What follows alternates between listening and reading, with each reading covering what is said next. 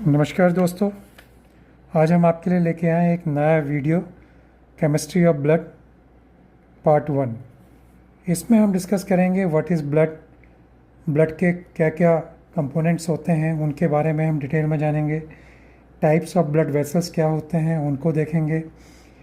तो और complete detail में हम इन सब चीज़ों को पढ़ेंगे। जैसे रेड ब्लड सेल्स का काम क्या होता है, वाइट ब्लड सेल का क्या काम होता है, प्लेटलेट्स किस काम करते हैं बॉडी में, किस तरह से वर्क करते हैं, और प्लाज्मा की क्या करेक्टरिस्टिक्स है। तो ये सारी चीज़ हम इसमें डिटेल में पढ़ेंगे।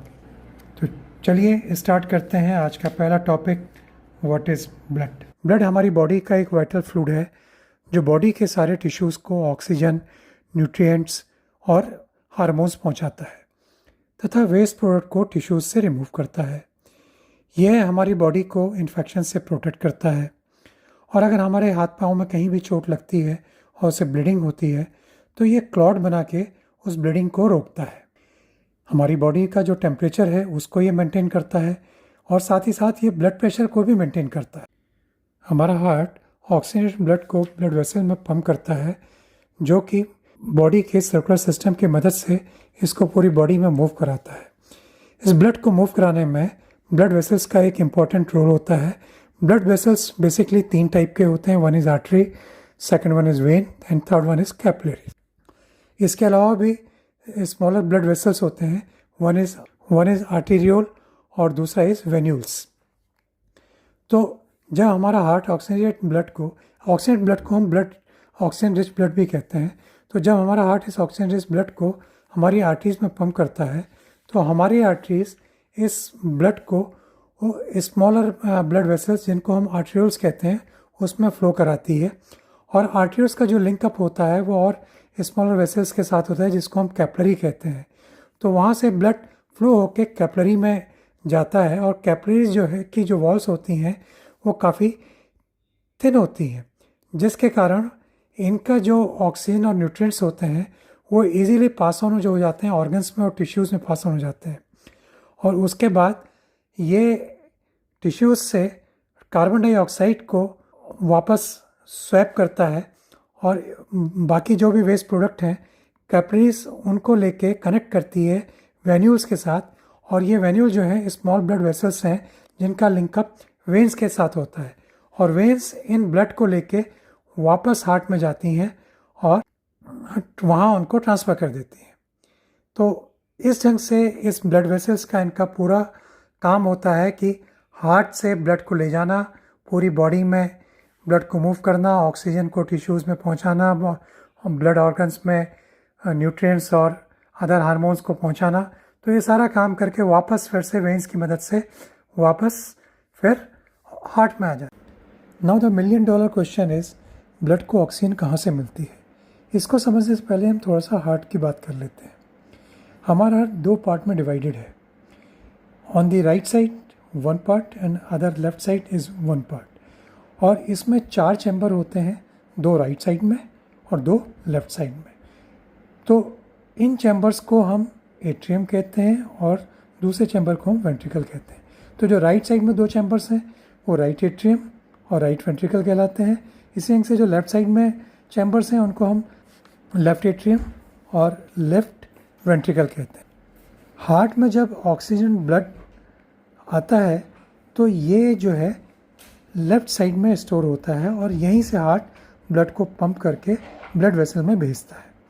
और जो भी डीऑक्सीजनेटेड ब्लड हार्ट में वापस आता है वो राइट साइड में आता है, स्टोर होता है। और यहाँ बेसिकली वो सबसे पहले राइट एट्रियम में आता है, और राइट एट्रियम और राइट वेंट्रिकल के बीच में एक वॉल होती है, और उसमें एक वॉल लगा होता है जिसको हम ट्राइकस्पिड वॉल कहते हैं। तो जब राइट वेंट्रिकल में भी इसी ढंग से एक पल्मोनरी वॉल्व होता है जिससे ब्लड पल्मोनरी आर्टरी में मूव होता है।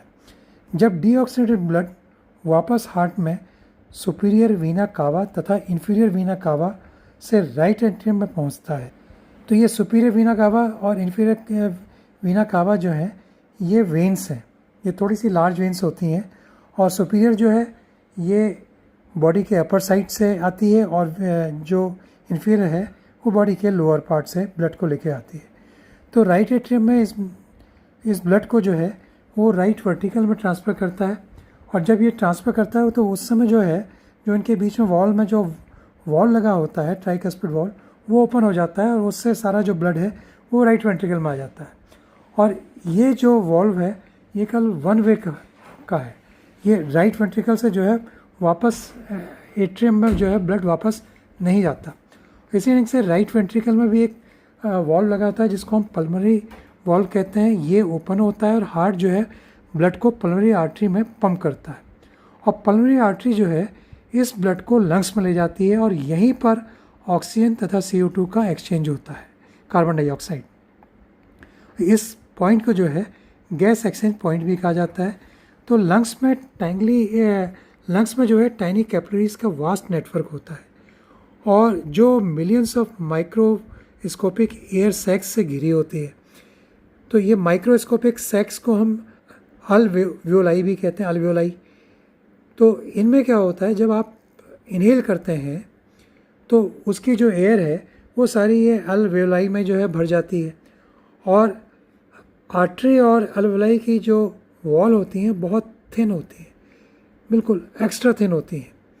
तो ये जो है इसमें से आराम से अल्वेओलाई से जो है ऑक्सीजन जो है वो ब्लड में डिफ्यूज़ हो जाती है, और सेम टाइम पर जो है वो कार्बन डाइऑक्साइड भी जो है वो ब्लड को छोड़ता है, और कार्बन डाइऑक्साइड जो है ब्लड से अल्वेओलाई में डिफ्यूज़ हो जाता है।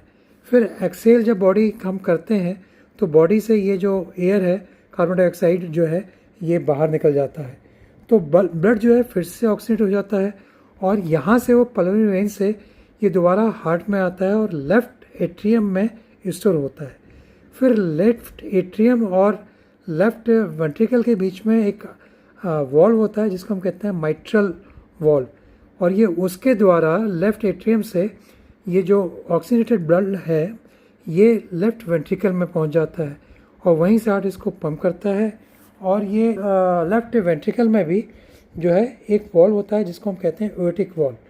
तो ये वॉल्व ओपन होता है और हार्ट यहीं से जब ब्लड को पंप करता है तो ये इस वॉल्व से जो है एओर्टा में फ्लो करने लगता है, और वहाँ से ब्लड वेसिकल के द्वारा बॉडी में मूव करता है। तो इस ढंग से हमारी पूरी बॉडी में ये ब्लड जो है कंटिन्यूस 24 आवर्स 365 डेज मूव करता रहता है, इसको कोई रेस्ट नहीं मिलता।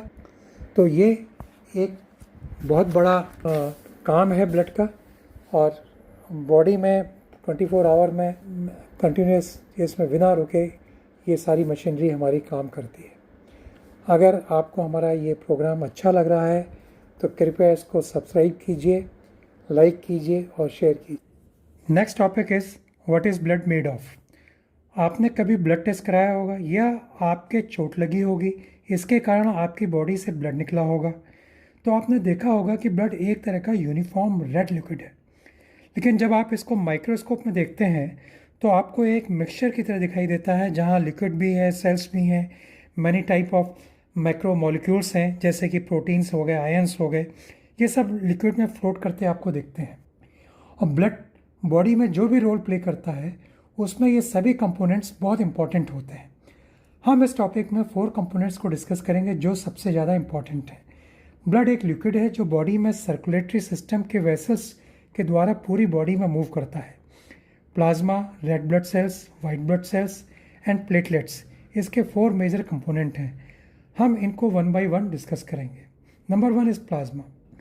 प्लाज्मा जो है ब्लड में 55% पाया जाता है, और प्लाज्मा का जो कलर है वो पेल येलो कलर है, और ये 90% इसमें जो है वाटर होता है। And this is very important component of blood in which the red blood cells, white blood cells and platelets are suspended. ये पूरे प्लाज्मा में थ्रू आउट स्प्रेड होते हैं। एल्बुमिन जो है वो प्लाज्मा का एक मेजर प्रोटीन है जो it helps to keep fluid from leaking out of blood vessels and into tissues. ये हार्मोन्स और सर्टेन मेडिकेशन को भी बाउंड करता है और साथ में कैरी करता है। प्लाज्मा में जो अदर प्रोटीन्स पाए जाते हैं ये इंक्लूड करते हैं क्लॉटिंग फैक्टर्स को जो ब्लीडिंग को कंट्रोल करते हैं, तथा एंटीबॉडीज़ जिनको हम इम्यूनोग्लोब्यूलिन भी कहते हैं, विच actively defend body against viruses, bacteria, fungi, and cancer cells. Plasma has some other major function also. Number one, it acts as a reservoir. जब भी टिश्यूज़ में वाटर की कमी होती है तो ये उसे रिप्लेनिश करते हैं, तथा जब भी वाटर की मात्रा जो है ज़्यादा हो जाती है तो प्लाज्मा जो है उसको एब्जॉर्व करता है। इसी ढंग से ये ब्लड प्रेशर और ब्लड सर्कुलेशन को मेंटेन करते हैं, ये ब्लड के टेम्परेचर को भी मेंटेन करते हैं, ब्लड पीएच और उसके ऑस्मोटिक प्रेशर को बनाए रखते हैं। इस तरह से हम देखते हैं कि plasma plays a very important role in blood. Next is red blood cell. Red blood cell को एरिथ्रोसाइट्स भी कहा जाता है। ब्लड में इनकी जो मात्रा होती है 40 से 45% होती है। इनका कलर रेड होता है। कलर रेड होने का कारण एक कि इनमें एक प्रोटीन होता है जिनको हम हीमोग्लोबिन कहते हैं। हीमोग्लोबिन का कलर रेड होता है, जिसके कारण आरबीसीज का भी आरबीसीज मतलब रेड ब्लड सेल का कलर भी रेड होता है। रेड ब्लड सेल जो है एक स्पेशलाइज सेल है। ये पूरी बॉडी में सर्कुलेट करते हैं और टिश्यूज़ को ऑक्सीजन डिलीवर करते हैं तथा कार्बन डाइऑक्साइड को टिश्यूज से लेकर लंग्स में पहुंचाते हैं। Red blood cells are very small and bioconcave, and they do not have mitochondria or a nucleus when mature. इनका ये कैरेक्टरिस्टिक्स जो है वो ऑक्सीजन को ट्रांसपोर्ट करने के टास्क में उनकी मदद करता है। एक्चुअली रेड ब्लड सेल में एक की प्रोटीन हीमोग्लोबिन होता है जो ऑक्सीजन और कार्बन डाइऑक्साइड को ट्रांसपोर्ट करने में यूज़ होता है। Haemoglobin and red blood cell एक एंजाइम कैरी करते हैं जो कार्बन डाइऑक्साइड को बाइकार्बोनेट में चेंज कर देता है और बाइकार्बोनेट प्लाज्मा में डिसॉल्व हो जाता है और लंग्स में वापस पहुंचने पर यह वापस कार्बन डाइऑक्साइड में चेंज हो जाता है। रेड ब्लड सेल का एवरेज लाइफ स्पान 120 डेज का होता है। जब रेड ब्लड सेल जो है ओल्ड और डैमेज हो जाते हैं तो ये लिवर और स्प्लीन में ब्रोकन डाउन हो जाते हैं। वाइट ब्लड सेल्स को ल्यूकोसाइट्स भी कहते हैं। वाइट ब्लड सेल्स और प्लेटलेट मिलकर ब्लड वॉल्यूम के 1% होते हैं। इनकी ब्लड में क्वांटिटी रेड ब्लड सेल के कंपेरिजन में काफ़ी कम होती है। White blood sales different disease के अगेंस्ट फ्रंट लाइन में डिफेंस प्रोवाइड करवाते हैं। ये प्राइमरी इम्यून रिस्पॉन्स में इन्वॉल्व होते हैं और फॉरेन इन्वेडर जैसे बैक्टीरिया वायरसेस को रिकॉग्नाइज करके उनको न्यूट्रलाइज भी करते हैं। White blood cell red blood cell से साइज़ में लार्ज होते हैं। इनमें न्यूक्लियस और माइटोकॉन्ड्रिया दोनों होते हैं। ये दो ग्रुप में डिवाइड किए गए हैं, वन इज़ ग्रेन्युलोसाइट्स और दूसरा एग्रेन्युलोसाइट्स। बेसिक जो दोनों में डिफरेंस ये है कि ग्रेन्युलोसाइट्स के साइटोप्लाज्म में अगर आप माइक्रोस्कोप से देखें तो आपको ग्रेन्यूल्स दिखेंगे, वहीं एग्रेन्युलोसाइट्स में ये ग्रेन्यूल्स नहीं होते हैं। तो ग्रेन्युलोसाइट्स जो हैं वो 3 प्रकार के होते हैं, वन इज़ न्यूट्रोफिल्स, यूसिनोफिल्स और बेसोफिल्स। और एग्रेन्युलोसाइट्स जो हैं वो monocytes, T lymphocytes, B lymphocytes और किलर सेल्स होते हैं। तो सबसे पहले हम देखते हैं न्यूट्रोफिल्स। तो ये वाइट ब्लड सेल्स के 65% होते हैं और ये वाइट ब्लड सेल की सबसे बड़ी आर्मी है। न्यूट्रोफिल्स बॉडी को इन्फेक्शन के अगेंस्ट प्रोटेक्ट करते हैं by killing and ingesting the bacterias and fungi and by ingesting foreign debris. Eosinophils जो हैं ये पैरासाइट को किल करते हैं और कैंसर सेल को भी डिस्ट्रॉय करते हैं तथा एलर्जिक रिस्पॉन्स में इन्वॉल्व होते हैं। Third is basophils. ये 1% ऑफ वाइट सेल्स होते हैं। These are very crucial in the immune response to allergic reactions, parasitic infections and other inflammatory conditions. तो these are very important. Though ये इनकी white blood cell में सबसे कम मात्रा होती है but still they are plays a very important role in white blood cells. Agranulocytes में जो है सबसे पहले मोनोसाइट्स आते हैं। मोनोसाइट जो है लार्जेस्ट वाइट ब्लड सेल हैं। These are circulating blood to tissue, जहाँ ये माइक्रोफेजेस एंड डेंड्रिटिक सेल में डिफ्रेंशिएट हो जाते हैं। माइक्रोफेजेस इन्नेट इम्यून सेल होते हैं। ये गार्बेज कलेक्टर की तरह काम करते हैं और ये जो है पैथोजेंस को, डेब्रिस को और डेड सेल्स को इनगल्फ और डाइजेस्ट करते हैं। Dendritic cell primary surveillance cell हैं। These capture and present antigens to activate the adaptive immune cells. दूसरा है लिम्फोसाइट्स। ये 2 तरह के होते हैं, वन इज टी लिम्फोसाइट्स और बी लिम्फोसाइट्स। तो ये भी एक इम्यून सिस्टम में एक तरह से वाइट ब्लड सेल होते हैं। ये इन्फेक्शन, वायरसेस, बैक्टीरिया और कैंसर सेल से लड़कर बॉडी को प्रोटेक्ट करते हैं। बी सेल्स जो हैं ये एंटीबॉडीज़ को प्रोड्यूस करते हैं और बेसिकली ये एंटीबॉडीज़ जो होती हैं प्रोटीन होती हैं। ये वायरस, बैक्टीरिया और फॉरेन इन्वेडर्स को टारगेट करती हैं। दूसरा जो टी सेल्स जो हैं ये सारे लिम्फोसाइट्स के पार्ट हैं। ये इन्फेक्टेड सेल को किल और डिस्ट्रॉय करते हैं। थर्ड टाइप के जो लिम्फोसाइट्स हैं वो नेचुरल किलर सेल हैं। ये वायरस को, इन्फेक्टेड सेल्स को और ट्यूमर सेल्स को किल करते हैं। तो इस तरह से वाइट ब्लड सेल्स का जो है हमारी बॉडी को प्रोटेक्ट करने में एक बहुत इम्पॉर्टेंट रोल है। Next is platelets. प्लेटलेट्स को हम थ्रोम्बोसाइट्स भी कहते हैं। जब मेगा कैरियोसाइट्स मैच्योर होते हैं तो ये छोटे छोटे फ्रेगमेंट्स में टूट जाते हैं।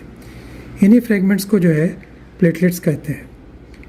प्लेटलेट्स का जो मेजर काम है वो है ब्लड कोआगुलेशन का। ब्लड कोआगुलेशन का मतलब ब्लड क्लॉटिंग होता है। तो जो ब्लड वेसल होता है आपका, इसमें हमको मालूम है कि ब्लड पूरी बॉडी में मूव करता है और बॉडी में आपके red blood cell, white blood cells, platelets और साथ साथ में कुछ प्रोटीन्स जैसे फाइब्रिनोजन या आयंस, सोडियम, पोटेशियम भी होते हैं। प्लेटलेट्स के बाहर जो है एंडोथेल्मियल सेल की जो एक कॉम्पैक्ट लाइनिंग होती है जो टाइटली उसके चारों तरफ से पैक्ड होती है और इनके सेल्स के ऊपर, एंडोथेलियल सेल के ऊपर जो है वो कोलेजन नाम का एक प्रोटीन होता है। तो इस जिसको हम एक्स्ट्रा सेलुलर मैट्रिक्स भी कहते हैं, वो लोकेटेड होती है। जब आपकी बॉडी में कहीं पर चोट लगती है तो उससे क्या होता है कि ब्लड वेसल भी जो है डैमेज होती है, जिसके कारण एंडोथेलियल सेल की जो लाइनिंग है वो ब्रेक ओपन हो जाती है और जैसे ही ये ब्रेक ओपन होती है तो दे रिलीज सम सब्सटेंस, वो कुछ सब्सटेंस को रिलीज़ करते हैं और जो प्लेटलेट्स को ट्रिगर करते हैं और प्लेटलेट्स जो है तुरंत एकदम से एक्शन में आ जाता है। ये जो ब्रेक ओपन पोर्शन होता है वेसल का, तुरंत उस साइड में आ जाते हैं और यहीं पर ये मिलते हैं कोलेजन से। और जब कोलेजन से इनका मिलान होता है यहाँ पर, तो ये स्टिकी प्लेटलेट्स में चेंज होने लगते हैं और वहाँ पर क्लॉटिंग करने लगते हैं। तो ये एक तरह से प्लेटलेट प्लग वहाँ पर बनाते हैं। But this platelet plug is temporary. ये बहुत ज़्यादा देर तक ब्लड के बहाव को रोक नहीं सकता, ब्लीडिंग को रोक नहीं सकता।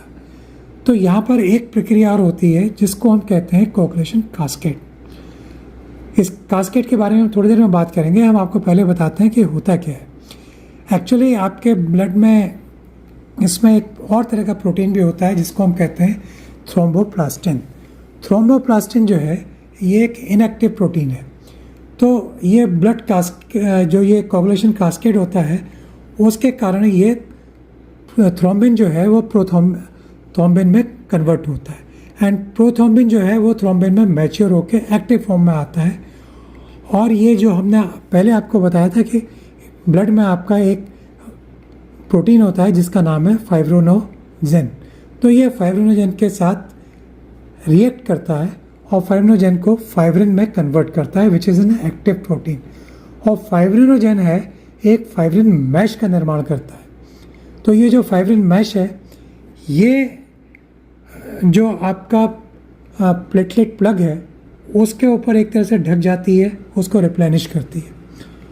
तो इससे क्या होता है कि ब्लीडिंग जो है पूरी कंप्लीट बंद हो जाती है और जैसे जैसे आपका घाव ठीक होने लगता है, चोट आपकी ठीक होने लगती है, तो वो ये जो फाइब्रिन मैश है ये अपने आप डिज़ोल्व होना शुरू हो जाता है। और इस ढंग से आपकी जब पूरे रिकवर हो जाते हैं तो ये कंप्लीट डिज़ोल्व हो जाती है। अब ये कोआगुलेशन कास्केड क्या होता है? फॉर एग्ज़ाम्पल, आपको कोई काम मिला है और जब आप देखते हैं वो आपसे अकेला नहीं हो सकता, आप अपने किसी दोस्त को बुला लेते हैं, लेकिन आप देखते हैं फिर भी नहीं होता तो आपका दोस्त अपने 2 दोस्तों को बुला लेता है। तो जब उनसे भी नहीं होता तो वो अपने और दोस्तों को बुलाते हैं, उनसे भी नहीं होता तो आगे के और दोस्तों को बुलाते हैं। इसी ढंग से यहाँ भी यही होता है कि 13 आपके प्रोटीन्स होते हैं, ये सारे इस कोआगुलेशन कास्केड में इन्वॉल्व होते हैं। ये क्या करते हैं, दूसरे प्रोटीन्स को बुलाते हैं, दूसरे और प्रोटीन्स को बुलाते हैं, इस ढंग से और प्रोटीन्स को बुलाते हैं, और इस ढंग से बात को थ्रोम्बोप्लास्टिन जो है वो रिएक्ट करता है और प्रोथ्रोम्बिन में कन्वर्ट होता है, और फिर थ्रोम्बिन में कन्वर्ट होता है, और वो फाइब्रिनोजेन को एक्टिव करके फाइब्रिन में कन्वर्ट करता है, जिसके कारण फाइब्रिन मैश बन के ये पूरी प्रक्रिया ब्लड क्लॉटिंग की होती है। इसलिए जो है प्लेटलेट आपके ब्लड का एक बहुत इंपॉर्टेंट पार्ट है जो बॉडी की ब्लीडिंग को रोकता है ब्लड क्लॉटिंग करके। हमारा एक केमिस्ट्री ऑफ ब्लड का पार्ट 1 कंप्लीट होता है। अगर आपको अच्छा लगा हो तो आप इसको सब्सक्राइब कीजिएगा, लाइक कीजिए और अपने दोस्तों के साथ इसको शेयर भी कीजिए। अगर आप ऐसा करते हैं तो इससे हमको काफ़ी मोटिवेशन मिलेगा। हम इसी का पार्ट 2 भी लेके आ रहे हैं, जिसमें हम डिस्कस करेंगे कि ये red blood cell, white blood cell, platelets कैसे बनते हैं, तथा डिफरेंट टाइप के ब्लड ग्रुप क्या होते हैं, और जब हम लोगों में ब्लड चढ़ाया जाता है तो उसमें इनका क्या महत्व होता है। तो ये सारी चीज़ हम बहुत डिटेल में डिस्कस करेंगे। फिर से एक बार हम आपसे निवेदन करते हैं कि आप कृपया करके हमारे इस वीडियो को शेयर कीजिए, लाइक कीजिए और सब्सक्राइब कीजिए। Thank you very much.